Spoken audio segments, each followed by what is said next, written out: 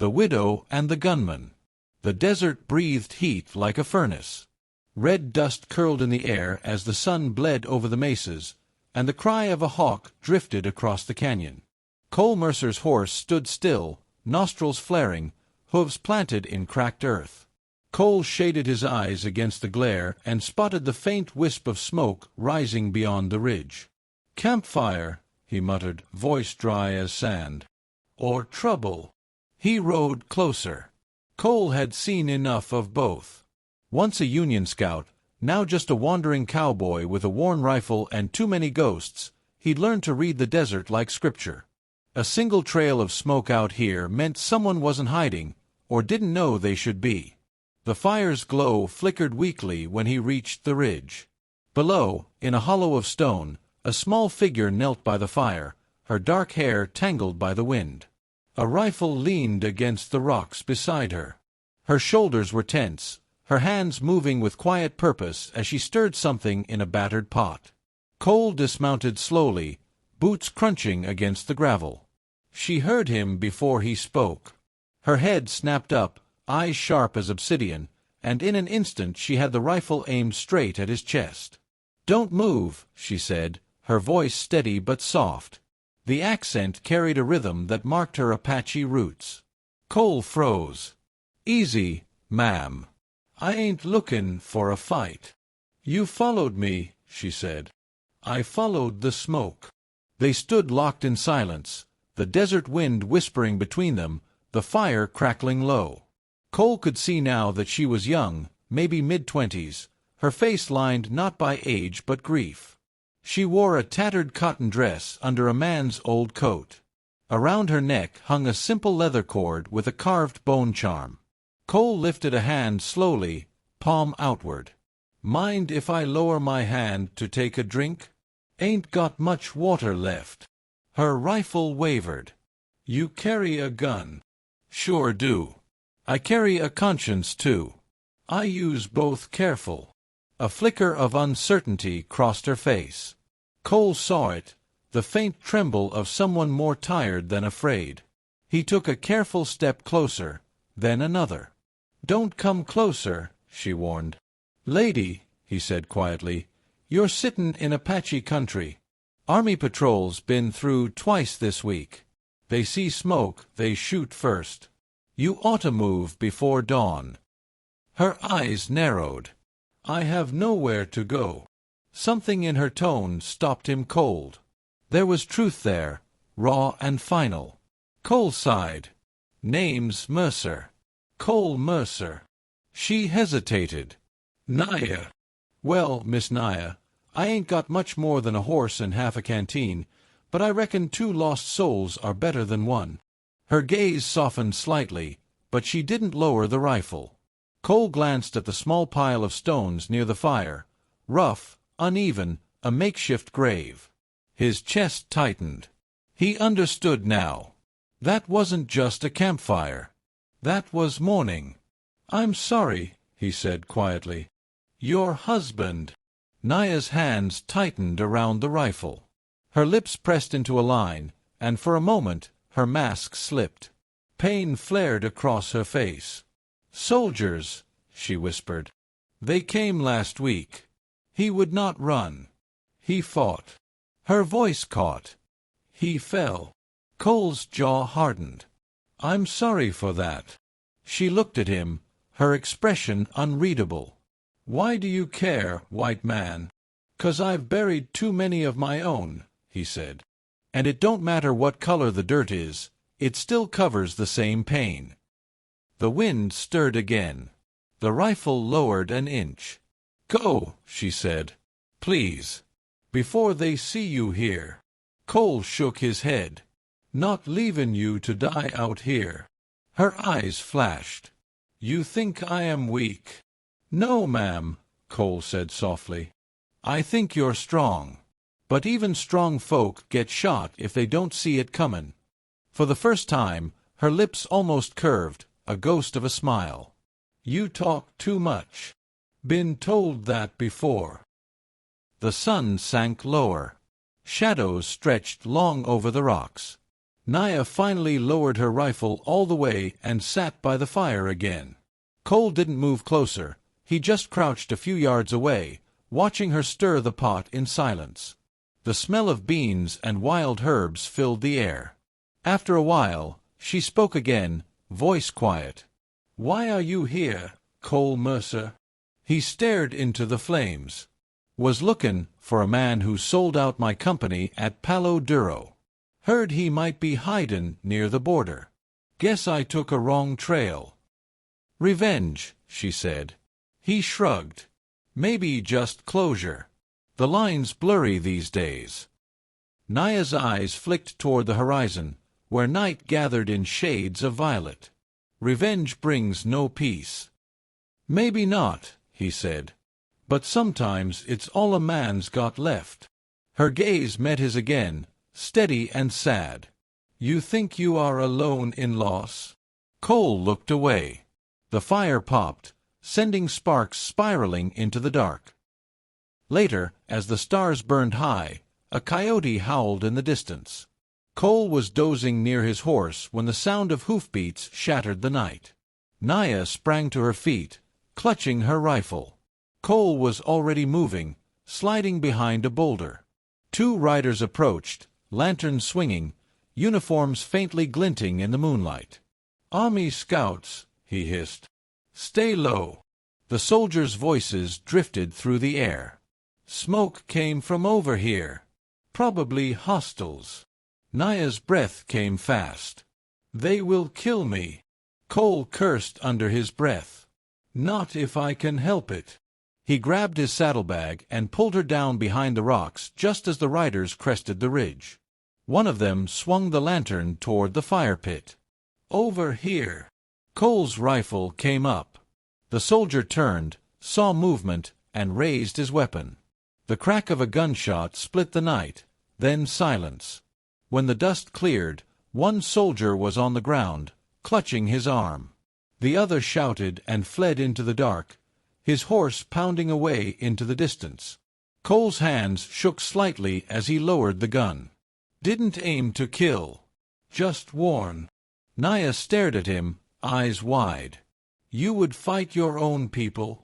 "I ain't got people," he said roughly. "Not anymore." She looked at him for a long moment, then slowly reached out and touched his sleeve. "Then, maybe now you do." By dawn, they were riding east together, two shadows against a pale red sky. Neither spoke much. The silence between them was heavy, but it wasn't hostile. It was something new, something fragile. Cole looked at her as the sun rose, her hair glinting with copper in the light. The rifle rested across her lap, but her posture was calmer now. Trust was growing, inch by inch, like grass pushing through desert soil. He didn't know where the trail would lead, but for the first time in years, he felt something like purpose. And somewhere deep inside, beneath the grit and the guilt, hope began to stir. Ashes of the heart.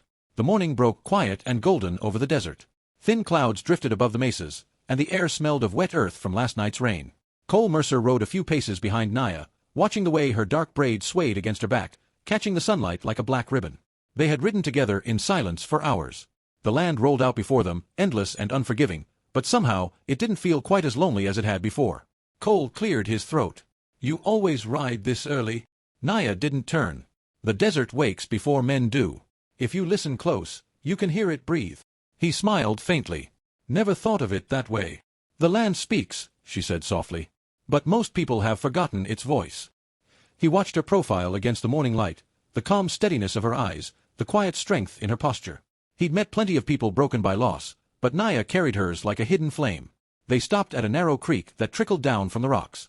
Naya dismounted, knelt beside the water, and filled her canteen. Cole joined her, splashing cold water on his face. "You ever think of leavin' this land?" he asked. "Startin' somewhere new?" Naya's fingers stilled on the canteen. "No. My people's bones rest here. The wind still remembers their names. If I leave, who will remember them?" Cole stared at the rippling water. "You sound like you've made peace with the past." Her voice grew quiet. "Peace is for those who stop remembering. I cannot." He looked at her then, really looked. Her eyes were steady, but behind them was a sadness that could swallow the sky. "You lost more than your husband, didn't you?" he asked gently. Naya didn't answer for a moment. Then, with a slow breath, she said, "They burned our village. My husband fought to protect our son. He was only 5. Cole's chest tightened. "Naya." She shook her head. "No need for words. The soldiers believed we raided a wagon train. They did not ask questions. They only took." Cole set his canteen aside, his throat dry despite the water. "You ever see the ones who did it?" "One of them wore a silver cross on his belt," she said. "That is all I remember." He frowned. "A cross?" She nodded. "You know him?" Cole hesitated. He remembered a man, Jeb Calder, who'd worn a silver cross exactly like that. The same man who'd betrayed his company years ago. The same man he'd been chasing across the border. But he said nothing. "Not yet." Instead, he said quietly, "Then maybe justice ain't done yet." Naya looked at him. "Justice?" She shook her head. "There is no such thing. Only revenge, and revenge never fills an empty heart." Cole smiled sadly. "You might be right." By afternoon, the sun had turned harsh again. They found shelter under a wide rock ledge, where the air was cool and the shade deep. Cole built a small fire, and Naya unpacked a few dried herbs from her pouch. The scent of sage and smoke filled the air.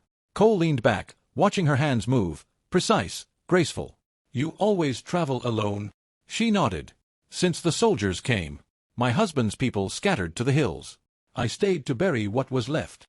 He was quiet for a long moment. Then he said, "You're stronger than most men I've met." Her gaze lifted. "Strength is not something to boast of. It is something to survive by." He smiled. "You speak like a teacher." She smiled faintly in return. "My grandmother was one. She taught me the ways of healing, herbs, prayers, songs. She said every wound can close if the spirit wants it to." Cole stared into the fire. "What if the spirit don't want to heal?" "Then," she said softly, "you find another spirit to remind it why it should." He looked up at her, the firelight flickering across her face. "Maybe that's easier said than done." Naya's eyes lingered on him for a moment before turning back to the flames. "Maybe not," she whispered. That night, after they had eaten, Cole took a battered harmonica from his coat pocket. "Ain't played this in a while," he said, rubbing it on his sleeve. "Figure the desert won't mind." He brought it to his lips and began to play, a low, aching tune that drifted through the stillness. It wasn't fancy, but it was honest. Naya closed her eyes, listening. When the song ended, she said quietly, "It sounds like morning." He smiled faintly. "Guess that's what it is. Used to play it for the men after the war. Helped the silence feel smaller." "Then play again," she said. "For those who cannot listen anymore." He did. And when he finished, she looked at him in a way that made his chest ache. "You have sadness in your hands, Cole Mercer," she said. He laughed softly. "You ain't wrong. Why do you keep it?" "Maybe, 'cause it's the only thing that stayed." Naya turned the small leather pouch at her neck over in her fingers. "I keep what stayed too." She loosened the string and opened it, sprinkling a pinch of gray ash into the fire. The flames flared blue for a heartbeat. Cole frowned gently. "That your husband?" She nodded. "The rest I left where he fell. But a piece travels with me." Cole swallowed. "You still talk to him?" "Every night," she said. "He does not answer, but I think he listens." He nodded slowly. "That's all most folks ever hope for." The fire cracked softly between them. For a while, neither spoke. Then Naya said, "And you, Cole Mercer, who do you talk to when the fire burns low?" He thought for a long time. "No one," he said finally. "Ain't had anyone listen in years." "Then I will listen," she said simply.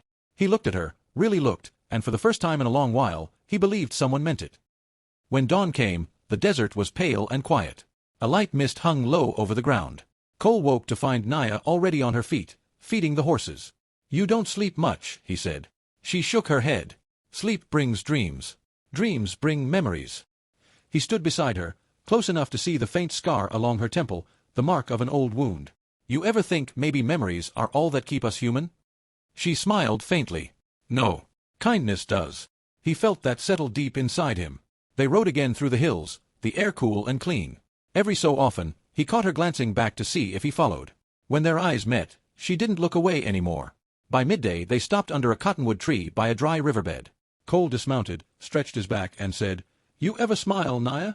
She raised an eyebrow. "You think I don't?" "Not much," he teased. "Figure it'd suit you." For the first time, she laughed, a soft, surprised sound that made him grin. "There it is," he said. Knew it was in there somewhere. Her laughter faded, but the warmth stayed in her eyes. You are strange, Cole Mercer. You speak as if you have known me for years. Feels like I have, he said quietly. She looked at him a long time, then turned away. You should not say such things. Why not? Because the desert has a cruel sense of humor. It gives hope only to take it away. He stepped closer, his voice low. Then maybe it's time someone gave it back. For a heartbeat, they stood in silence, the wind carrying the scent of sage and dust between them. Her gaze met his, guarded, uncertain, but not unwilling. Hope is dangerous, she said finally. So's living without it, he replied. That night, the stars burned bright as silver. They camped near a cluster of rocks where the firelight flickered like gold across their faces. Naya sat close to the flames, humming softly, a low, haunting melody that made the air seem alive. What's that song? Cole asked. A lullaby my mother sang, she said. For when the world was cruel and the night was long. It's beautiful, he murmured. She smiled sadly. You would not say that if you understood the words. It is a prayer for the dead. Maybe the dead like being remembered, he said. Maybe. Her eyes lifted to his. And you, what do you pray for, Cole Mercer? He thought a moment, then said, Forgiveness. Though I ain't sure who from. Naya's expression softened. Then perhaps you are already halfway there. He chuckled softly. You make it sound easy. Nothing worth keeping ever is, she said. He watched the flames dance between them, shadows playing across her face. Without thinking, he reached out and brushed a stray lock of hair from her cheek. She didn't flinch. For a moment, the world held its breath. Then she looked down, her voice a whisper. Be careful, Cole Mercer. The desert remembers every promise. He smiled faintly. Then I'll make sure mine's worth remembering. And for the first time in years, when he lay down beside the dying fire, Cole dreamed not of ghosts or battles or blood, but of the sound of her laughter in the desert wind. The promise of rain. The desert lay quiet under a bruised sky. Clouds were gathering to the north, heavy, dark, and full of thunder. Naya rode beside Cole in silence, her eyes fixed on the far-off horizon. They had traveled 3 days since the storm, 3 days of uneasy calm. But Cole could feel it, the way the land itself seemed to hold its breath. Something was coming. He'd seen that kind of quiet before the bullets started flying. Storms rollin' in, he said. Naya's gaze flicked upward. Yes. But not only from the sky. Cole frowned. You feelin' something? She nodded. The land changes its song when danger walks it. He didn't question her. He'd learned by now that when Naya spoke like that, she was rarely wrong. By midday, they reached a canyon split by a narrow stream. They stopped to water the horses and rest. Cole knelt by the creek, washing the dust from his hands. Naya sat nearby, turning something over in her fingers, a small silver cross, weathered by years of wear. Cole's breath caught. Where'd you get that? He asked. She looked up. From one of the soldiers who came to our home. It fell when he left. Cole stared at the cross. I've seen that before. You know him? Yeah, he said quietly. Name's Jeb Calder. The man I've been chasing. Naya's eyes hardened. He was the one. Cole nodded slowly. I reckon so. For a moment, there was only the whisper of wind through the canyon. Then the spirits brought us together for a reason, she said.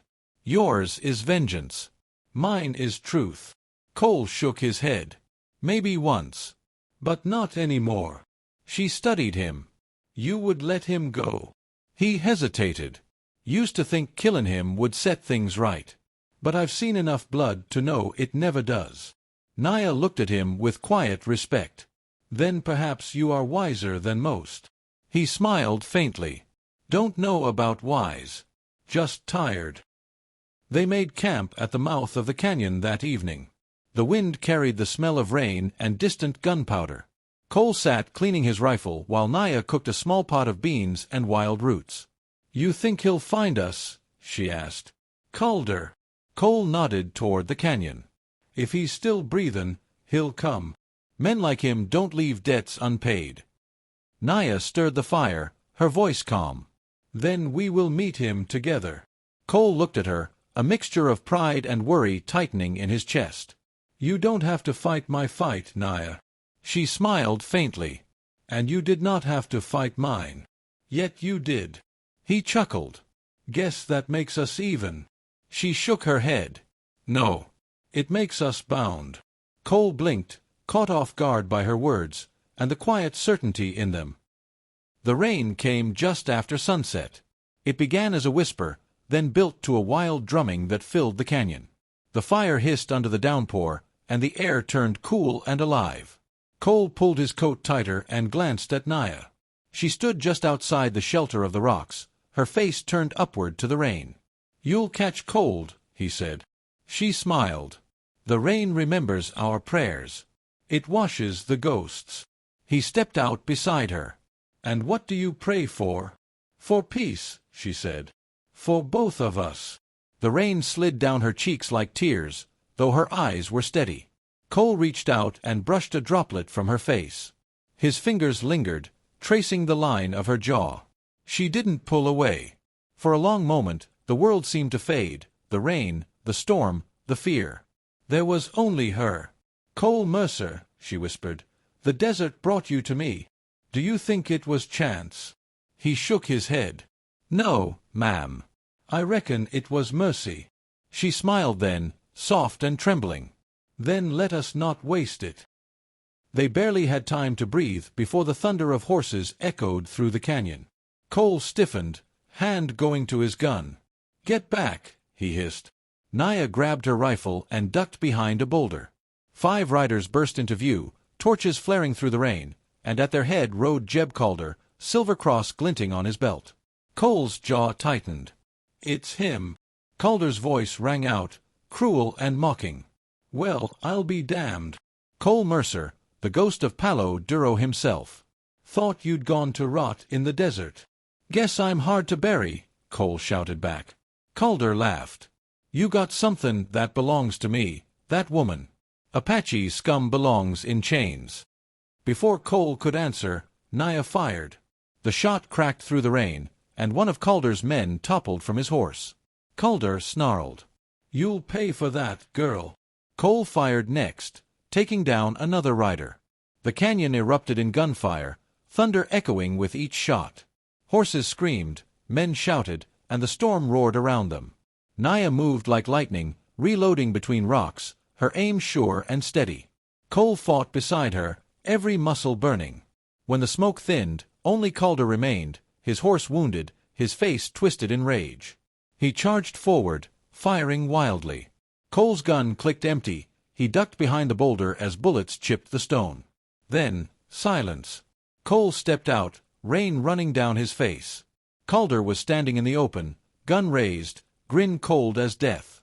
"This is where it ends, Mercer," he sneered. Cole looked at him, voice low. "Yeah, it does." A single shot cracked, not from Cole, but from behind. Calder's eyes widened. He looked down at his chest, where blood bloomed through his coat, and fell into the mud.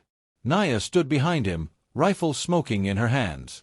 For a long moment, neither of them moved. The rain fell harder, washing the blood into the earth. Cole walked over, knelt beside the fallen man, and picked up the silver cross. He stared at it for a while, then tossed it into the river. "Let the water keep it," he said quietly. They buried Calder in a shallow grave at dawn. Naya said a few words in her language, words Cole didn't understand but felt deep in his bones. When it was done, they stood in silence, watching the sun break over the canyon rim. "It's over," Cole said. She looked at him. "No. Now it begins." He met her gaze, unsure. "What do you mean?" "You came here to end a hunt. But perhaps you found something else." He smiled faintly. "Maybe I did." They packed their gear and rode east as the morning light spread across the desert. The world felt different now, lighter, cleaner. At midday, they stopped beneath a cottonwood tree, the same one where she had laughed days before. Cole turned to her, his voice gentle. "Naya, you ever think of settling down? Somewhere quiet?" She smiled. "With who?" "With me," he said simply. For a moment, she didn't speak. Then she dismounted, walked to him, and placed her hand over his heart. "You would take an Apache widow as your bride?" she asked softly. He caught her hand, holding it against his chest. "I'd take you as my whole world." Her eyes shimmered in the sunlight. "Then promise me this, Cole Mercer. If the world turns cruel again, you will not run from it." He nodded. "Not while I've got you to stand with." And there, under the wide desert sky, she leaned forward and kissed him, not out of gratitude or fear, but out of something stronger, something born of fire and loss and the quiet mercy of two broken hearts finding one another. When they broke apart, the wind shifted, carrying the smell of rain again, soft, distant, and clean. Naya smiled.